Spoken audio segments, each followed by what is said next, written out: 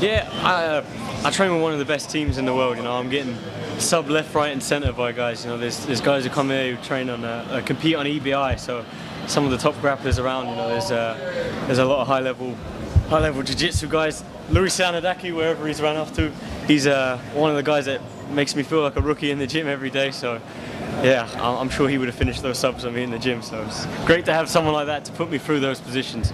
We knew Arnold was going to come in with a grab. You know, he was a strong wrestler, strong grappler. He's also sent 2 Brits packing from the UFC, Wilkinson and Andy Ogle. What was the game plan coming into this? Was it about keeping distance? What was the game plan? Yeah, the plan was to use my boxing. I've been boxing since I was about 11 years old, and I boxed in the amateurs in Britain.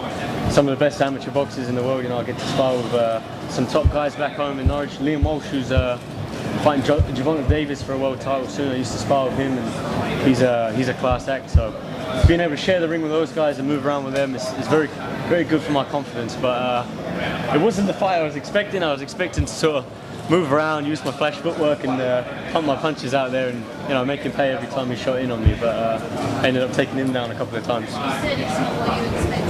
Did you predict him to be so relentless?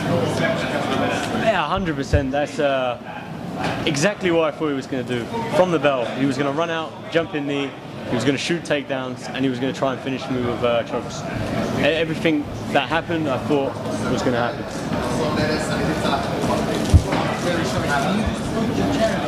Yeah. You said on the mic after, stop telling me I'm going to lose on Facebook too. Oh man. Do you think that you were being underrated going into this? Yeah, to be fair, I haven't proven myself yet. Maybe now, I don't know. But I see on all social media bloody English fans saying on UFC's posts, "Who's Arnold Allen? He's going to get his ass kicked. Who's this guy?" And come on, I'm homegrown. Give me some love, man. But you used to be able to wrestle. Yeah.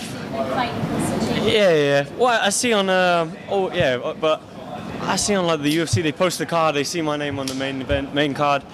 I do personally feel like Joe Duffy should have been on the main card instead of myself. You know, he's a proven guy, and maybe because Mac1 usually talks a lot, we got on the main card. But yeah, if I have self-deprecating. I mean, you're 3-0 now. The Bruce fight was on short notice, a fight you weren't expecting to win, and you choked the guy out. Now you've got it against Mac1, a prospect for sure. You've clearly announced yourself now, certainly to the UFC. What do you want to? What do you want to accomplish? You fat bastard. Yeah. What do you want to accomplish over this year? I hope your coach is all right. I think you're doing this too heavy for the year. I think it's coming up to my 3rd year in the UFC, and it's my 3rd fight in the UFC. Obviously, making developments and getting better. Sorry, I just knocked someone's mic. Making improvements and getting better is a big deal. You know, I'm where I want to be. But I want to be more active. I don't want to be fighting once every year, so hopefully a bit more activity this year. And best if I could say injury-free and healthy. But this is the fight I've been dreaming about. This exact fight, I remember 2 years ago when I got signed, I think before I got signed, because he knocked out Andy Ogle, I don't remember exactly when.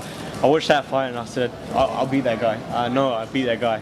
And I knew this was the breakout fight. This is the fight that's going to put me out there, you know. So I said it to Jack before the fight. This is it. This is when I'll get my name out there. People start knowing who I am, and maybe people start stopping me and my dog in the high street. I don't know.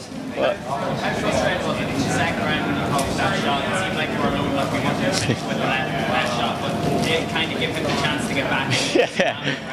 Yeah. I know I've got this. I haven't proved it in a fight. But I know I've got this finishing power in my left hand, my right hand. I know I've got it.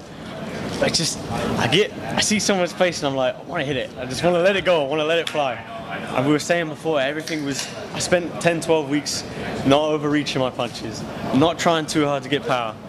The fucking first left hand I threw, I was off balance and over, and I looked back at him over there and I was just like, he only went and fucking missed it. I was just like hitting myself in the head, you know. So I was like, from there, I sort of measured it again, and I felt like, I don't know, I haven't seen it yet, but I felt like I found my distance and I started picking them left hands.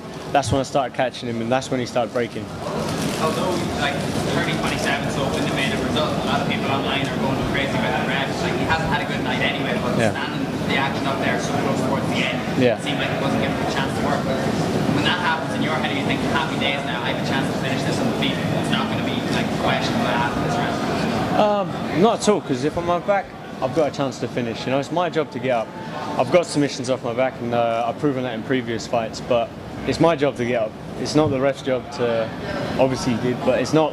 You know, it's not for me to sort of. You know, tell him when to get up. It's not for me to hold on, and you know, it's for me to work and throw subs up. So, kind of forgot the question there and got a bit. I got an elbow in the back of the head. It might have. You talked about this being a performance you were happy with, a fight you wanted. So what do you want next? Like, who do you want? You want to move up those rankings? Give us some, you know, the names of guys that make sense for you to get in the cage with, guys that you want to test your skills with? There's good fights out there. I've watched a few shows, and you know, but the thing is, I'm not one of those guys who's going to call out names, and I know everyone wants to see names. Everyone wants to see, but I train with the best coach, in my opinion. He's the best coach in the world, Faraz Zahabi. And if I go there calling out all these names and I get back to the gym, he's like, we don't want that fight. I don't want you to have that fight. Not that he would, but I don't want to go against his judgment. If he tells me to go out in the snow and do star jumps, that's what I do from there, okay? He's my coach. There's no reason for me leaving home and to question whatever he says. So, Arnold, just after your fight, we were watching his final performance in his career. You're at the beginning of your career now, and obviously there's such a huge affinity throughout the UK scene all these years. For you, you're in the UFC now, you've got that momentum. Do you feel that you can provide a legacy? Do you think that you can have this much impact in this sport as precious? Yeah, I think the sky's the limit. I'm 23 years old. I'm 12-1. I'm 12-1. A couple of decisions in the last fight. I want to finish. Like everyone who knows me, I'm a finisher. I want to finish, but it's not as easy with these tough guys. You're climbing the rankings. It's not as easy to finish these guys. They get better and better, and for some reason they get harder to finish. But yeah, I think once I get a bit better and reach my potential, we'll be finishing guys like McGregor is with that left hand. So.